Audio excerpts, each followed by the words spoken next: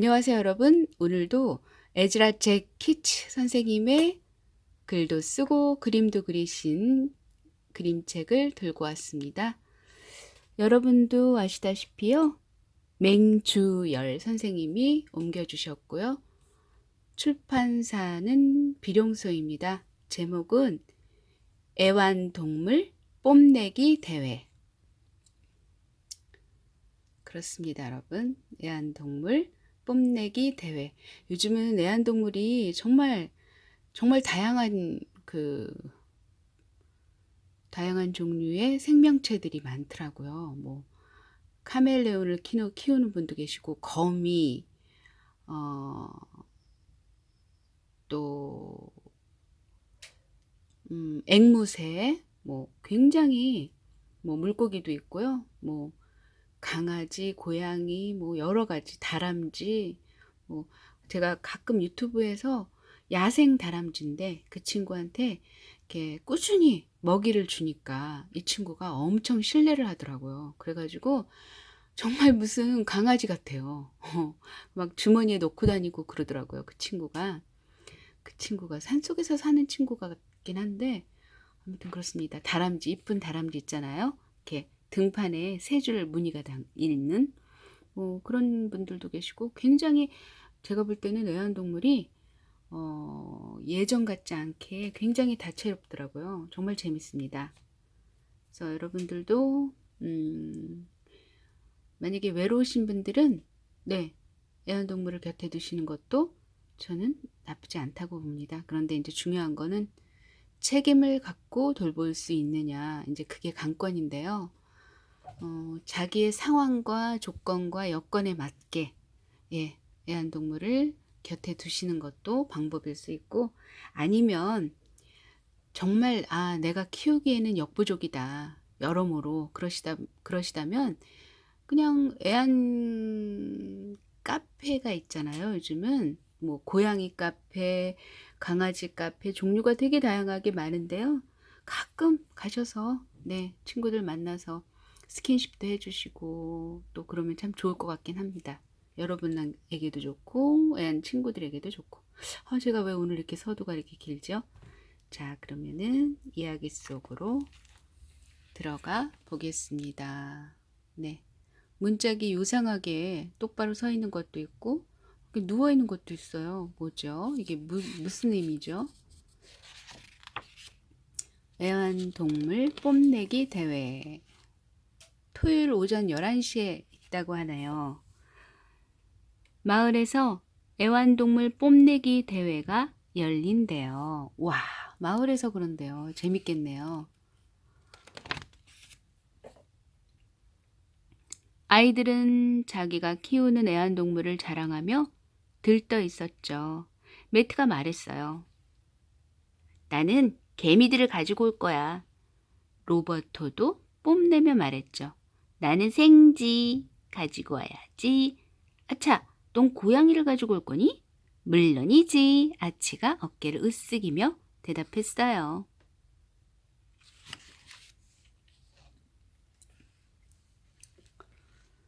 다음날 모두들 애완동물 뽐내기 대회를 준비하고 있었어요. 그런데 아치가 소리쳤죠. 고양이야, 어디 있니?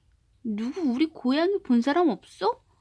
아치와 윌리는 고양이가 늘 숨던 곳을 살폈죠. 피터와 수지는 윗길과 아랫길에서 고양이를 열심히 찾았어요. 하지만 고양이는 어디에도 없었어요.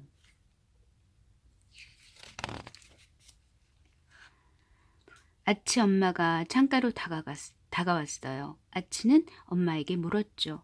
엄마, 우리 고양이 못 봤어요? 고양이가 어디 있을까요? 엄마가 대답했죠. 아치, 우리 고양이가 얼마나 제멋대로인지 잘 알잖니. 언제 어디서 나타날지 아무도 모른단다. 하지만 지금 당장 고양이를 데려가야 해요. 이제 곧 대회를 한단 말이에요. 아마 어딘가에 꼭꼭 숨어 있을 거예요. 아치는 집 안으로 쏜새같이 뛰어들어갔어요. 그리고 잠시 후 아치는 창가로 나왔죠. 온 집안을 다 뒤졌는데도 고양이 녀석을 찾을 수가 없네. 너희끼리 먼저 가. 피터가 말했죠. 에이구, 미안해, 아치. 수지도 말했어요. 그럼 우리 먼저 가 있을게. 이따 봐.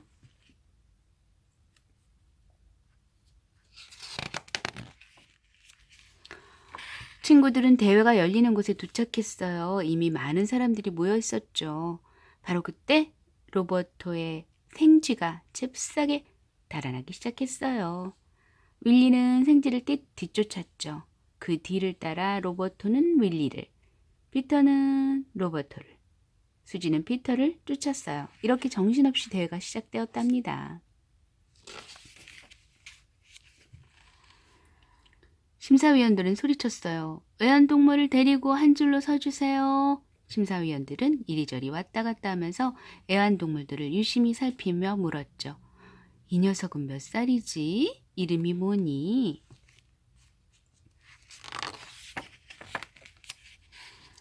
모두들 최고상을 하나씩 받았어요. 최고로 수다스러운 앵무새, 아주 잘생긴 개구리, 가장 애교 많은 물고기, 매우 노란 카나리아, 엄청 부지런한 개미, 매우 화려한 금붕어, 허리가 무지긴 멍멍이, 굉장히 날쌘 생쥐, 정말 부드러운 강아지, 진짜 느린 거북이 등등 너무나 많았죠.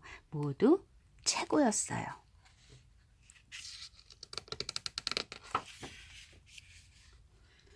마지막 상을 주고 있을 때 누군가 소리쳤어요. 저기 봐! 아치가 오고 있어! 아치가? 그렇다면? 심사위원이 말했어요. 어서 오렴. 때 맞춰 왔구나. 그 주머니에 뭐가 들었니? 제 애완동물이에요. 한번 봐도 될까? 바로 그때 아치 고양이가 어떤 할머니를 따라왔어요. 어머? 그러자 다른 심사위원이 크게 소리쳤죠. 할머니께 세상에서 최고로 긴 고슴 고양이 상을 드리겠습니다. 누군가 말할 새도 없이 그 심사위원은 할머니께 파란 리본을 달아드렸어요. 그러고는 아치에게로 왔죠.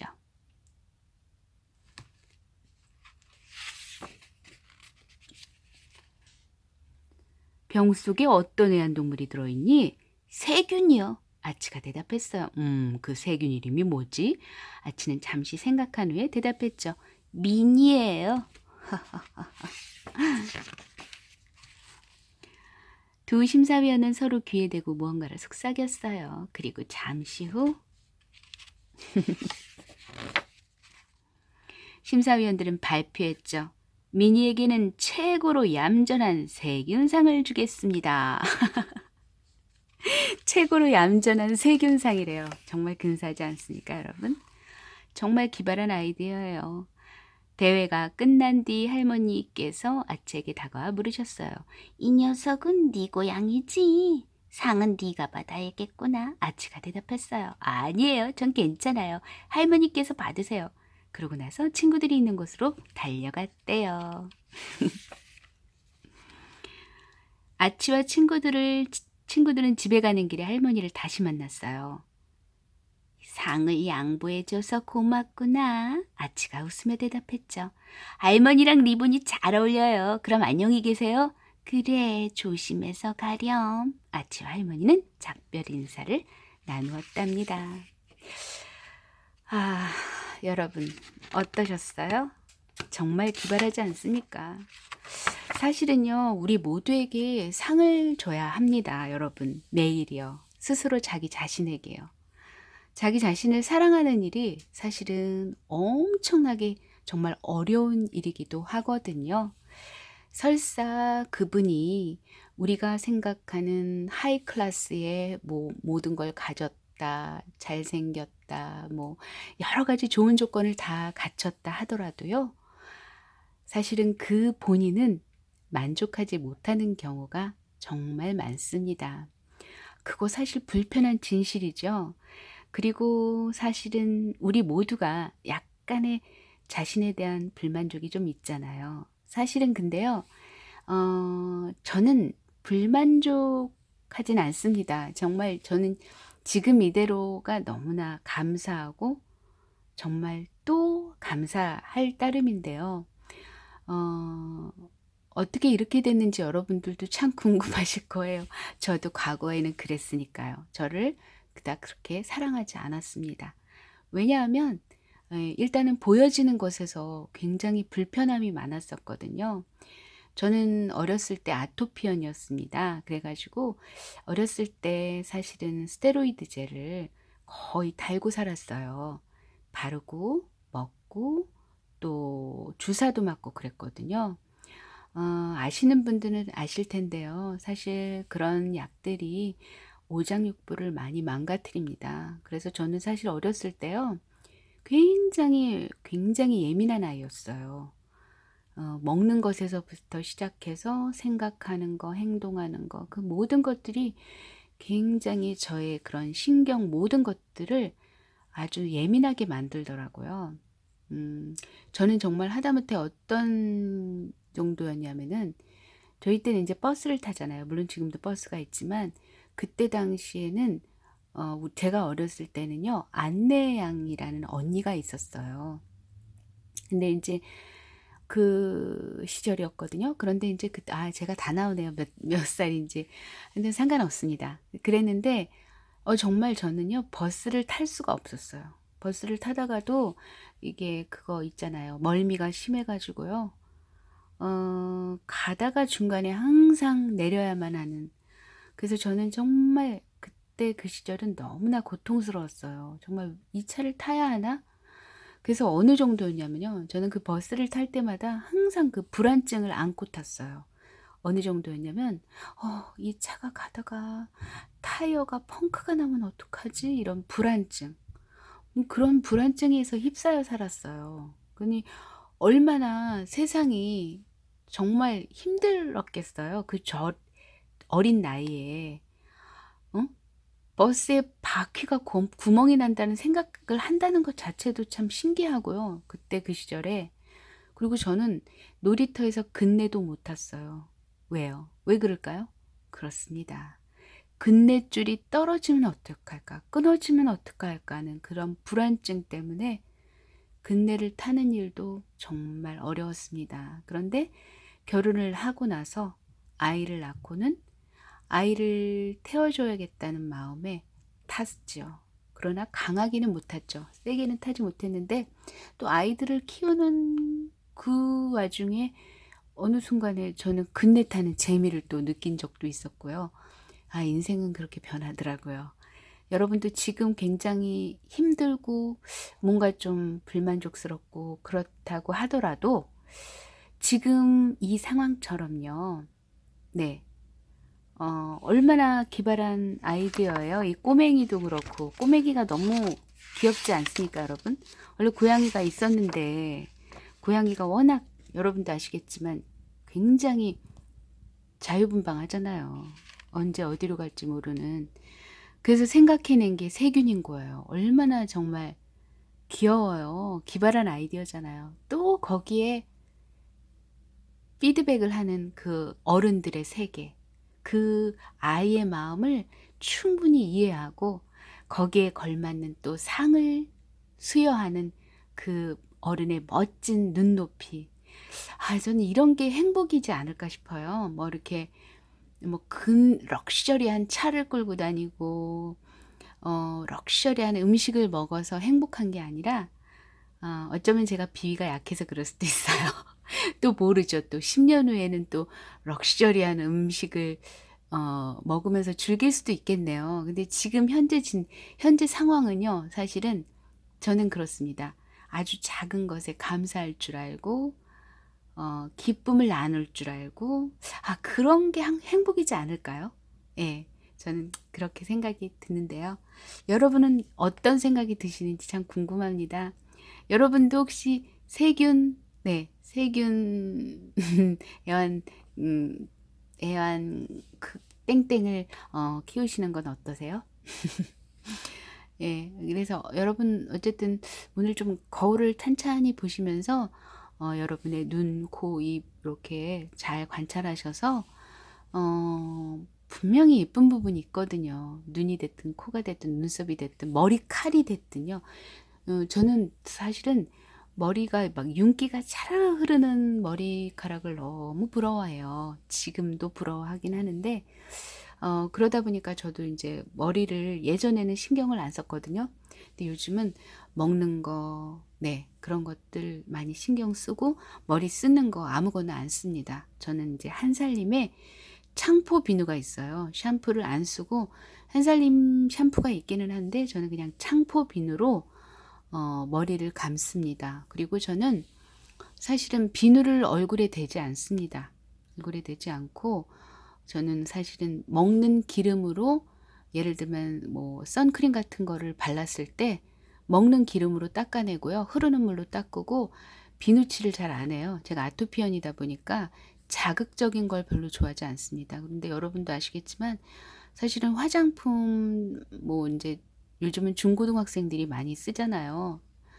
뭐 입술에도 쓰고 얼굴에도 쓰고 다 쓰는데 사실은 그게 굉장히 독한 화학 약품이거든요. 그래서 저는 사실 그걸 어렸을 때부터 노출하는 친구들은 분명히 땅구멍이 엄청 커질 것이고 피부가 엄청나게 안 좋아질 거라 믿어 의심치 않거든요. 그래서 사실은 가급적이면 그런 화학 작품들을 좀 멀리 하시고 저는 스킨 같은 경우도 예를 들면 저 같은 경우는 아침에 녹즙을 마시거든요. 그래서 이제 녹즙을 마실 때 가끔 레몬 주스를 내서 즙을 내서 그 녹즙가루에 녹즙에 이제 넣어서 마시긴 하는데 그럼 이제 껍질이 남잖아요. 그거를 버리지 않고 잘게 채를 썰어서 소주에 담아 가지고 그걸 스킨 대용으로 쓰거든요. 근데 저는 너무 좋습니다. 개인적으로 좀 1년 정도 됐는데요.